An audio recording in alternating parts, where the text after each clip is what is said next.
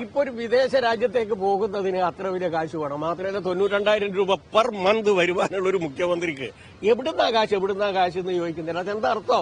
എന്തർത്ഥം? അദ്ദേഹത്തിന്റെ TM കൂടി കൂട്ടിയാൽ എന്താ 1.25 ലക്ഷം രൂപ എന്തായാലും ഉണ്ടാവും, മുഖ്യമന്ത്രിക്ക് ഉണ്ടാവില്ലേ? Silly questions. ആ പാവ മുഖ്യമന്ത്രി ഒന്ന് നാട് കാണാൻ പോയതിന് എന്തൊക്കെ അറിയണം? എവിടെയാ പോയത്, ആരൊക്കെയുണ്ട് കൂടെ, ആരോടൊക്കെയാ പറഞ്ഞത്, എവിടെയൊക്കെ പോകും, എത്ര ദിവസത്തെ യാത്രയാ, ആർക്ക് ചാർജ് കൊടുത്തു, ഇതെല്ലാം പോയിട്ട് ഈ യാത്രയുടെ കാശ് ആര് കൊടുക്കുമത്രേ? ഹോ, എന്തൊരു തൊല്ലയാടെ ഇത്. ഒന്ന് നാട് കാണാൻ ഇറങ്ങിയത് അത്ര വലിയ തെറ്റാണോ? കേന്ദ്ര ഗവൺമെന്റിന്റെ അംഗീകാരം വാങ്ങുന്നതിന് പകരം സുധാകരന്റെ അംഗീകാരം വാങ്ങേണ്ടതുണ്ടോ?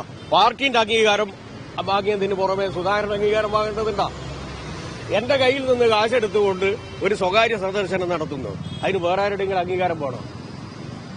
ഇതിന്റെ ഡീറ്റെയിൽസ് ഒക്കെ വേണമെന്നാ പറയുന്നത്. അപ്പൊ പിന്നെ അടുത്ത ചോദ്യം വരൂ, ഏത് ഹോട്ടലിലാ താമസിച്ചത്? ഡബിൾ റൂമാണോ അല്ല സിംഗിൾ റൂമാണോ? ഇവരൊക്കെ ഒന്നായിട്ടാണോ താമസിച്ചത്? ഇതിനൊക്കെ മറുപടി പറയാൻ ആരെയാ കിട്ടാന്ന്? എന്തൊക്കെ ചോദ്യങ്ങളാ! ആരാ ഒരു മാറ്റം ആഗ്രഹിക്കാത്തത്? ഭരിച്ചു കുഴഞ്ഞ് ഒന്ന് റെസ്റ്റ് എടുക്കാൻ പോയ നമ്മുടെ പാവ മുഖ്യനെ ഒന്ന് പരിഗണിച്ചെങ്കിലും കൂടെ നിങ്ങൾക്ക്. മുഖ്യമന്ത്രി ഫാമിലിയും ഇന്തോനേഷ്യയിലേക്ക് പോയതാണല്ലോ ഇപ്പോഴത്തെ പ്രശ്നം.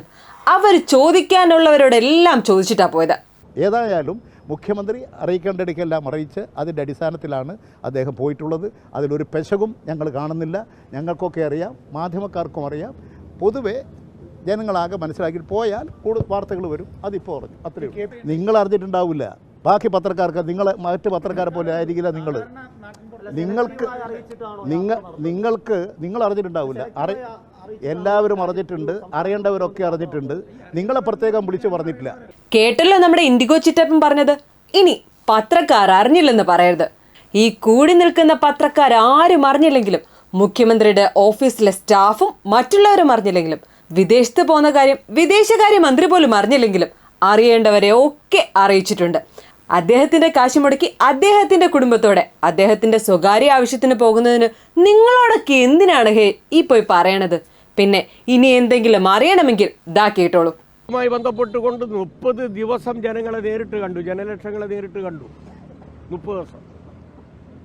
ഈ ലോക്സഭാ തെരഞ്ഞെടുപ്പുമായി ബന്ധപ്പെട്ടുകൊണ്ട് ഏതാണ്ട് 30 ദിവസം അദ്ദേഹം ഒരു ദിവസം 4 മണിക്കൂർ കണ്ട് പ്രസംഗിച്ചു.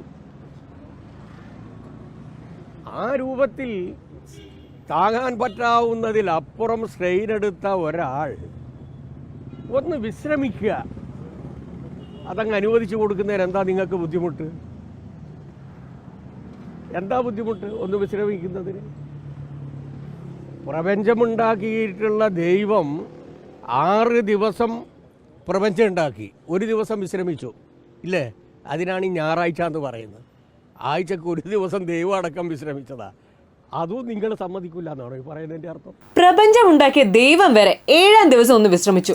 അപ്പൊ പിന്നെ 365 ദിവസവും നമ്മുടെ കേരളത്തിന് വേണ്ടി വാതോരാതെ പ്രസംഗിക്കുന്ന, ഓടി നടന്ന് പണിയെടുക്കുന്ന നമ്മുടെ മുഖ്യനും വേണ്ടയുടെ ഒരു വിശ്രമം, അതും നിങ്ങൾ അനുവദിക്കില്ലെന്നാണോ ഈ പറഞ്ഞു വരുന്നത്? ആഹാ, അതെന്തായാലും കൊള്ളാം. പിന്നെ അദ്ദേഹം ചാർജ് കൈമാറിയില്ലെന്ന് നമ്മുടെ സുധാകരൻ ജിയുടെ ഒരു ആരോപണം, അത് വേറൊന്നും കൊണ്ടല്ല. ഒന്ന് ഉറക്കെ വിളിച്ചാൽ കേൾക്കാൻ പറ്റുന്ന അത്ര ദൂരത്ത് നമ്മുടെ മുഖ്യനുള്ളപ്പോ പിന്നെന്തിനാ അങ്ങനെ ഒരു കൈമാറ്റം? അല്ലാതെ ആരെയും വിശ്വാസമില്ലാത്തതൊന്നും കൊണ്ടല്ല. പിണറായി വിജയാന്ന് വിളിച്ചു കഴിഞ്ഞാൽ വിളി കേൾക്കാൻ പറ്റുന്ന സ്ഥലമായത് അറിയോ നിങ്ങള്?